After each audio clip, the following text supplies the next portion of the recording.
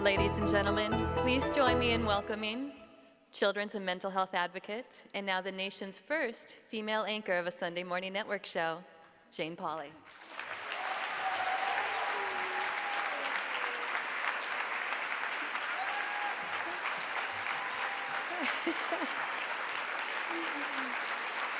Thank you very much. Thank you.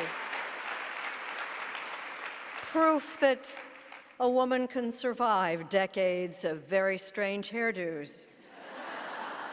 Yes. And I guess I would like to add, Rebecca, that my sister was Phi Beta Kappa, like you were, but not me. That was the joke.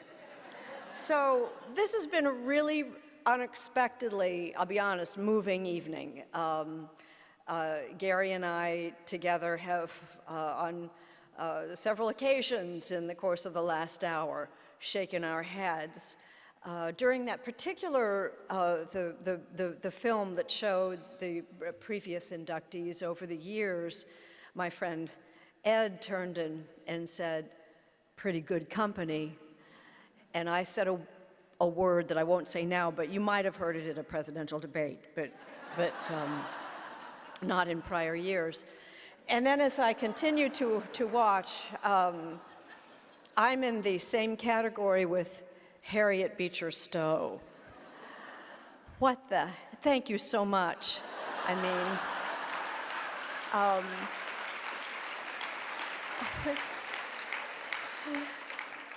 Dr. Yearwood, the story that speaks for itself. Rebecca, I came prepared to share an evening with you with a story that I'd heard from my husband, but it seemed appropriate, so I asked him to write it down for me so I'd remember it. But Stacey King, who played with the Chicago Bulls, was a teammate of Michael Jordan and was asked what it was like to be playing the night Jordan scored an historic 69 points.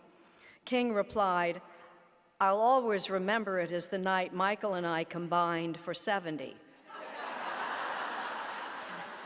So it's an honor to share the evening with you. I'm in awe. But what I would like to say, and I would like to thank surprising me, Karen and Dr. Irwin Redlener are also here, and they were not represented. The most important philanthropic thing that I've had the privilege to do over the last more than 25 years is I'm on the board of the Children's Health Fund, which I would love for you to go to the website, co-founded by the Redleners and the singer Paul Simon. And what we are able to do for children and mothers who are underserved medically is very important. And I'd be very disappointed if you didn't know about my passion for the Children's Health Fund. But I'd like to look at something particular. It's this. That one. The word fame. It's really kind of funny because what the Connecticut Women's Hall of Fame is all about is really not fame at all. It's achievement. The quotation I think I'll remember tonight was Billie Jean King. You've got to see it to be it. And as you were contributing with your text phone money, and my husband, who claimed he didn't have his cell phone with him, but then he said, and this kind of surprised me, not that Gary's not a generous man, because he is, but he said that he wanted to, and he didn't know that I was going to commit him to it publicly, but he said what he wanted to do was buy 2 tables for next year's event for young women or girls. And because achievement, you've got to see it to be it. Now, I'm kind of the exception, to this. As I saw the movie and I'm thinking, I don't remember those clothes. I didn't remember any of those clothes I was wearing. I am here because I was unwell.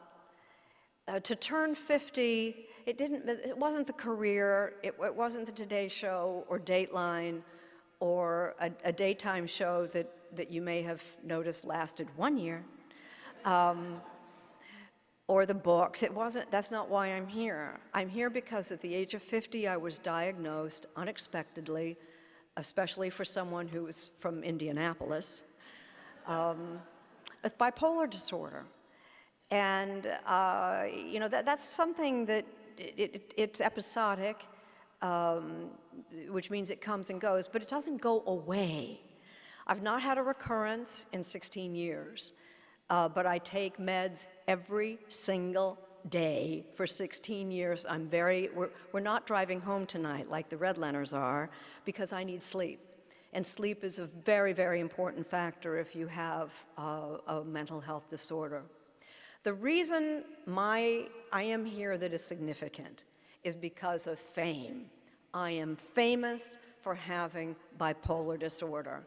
And to be standing here at a podium and I think 20%, I heard that number described, that 20% of women may suffer a mental health disorder. I think it's much higher than that.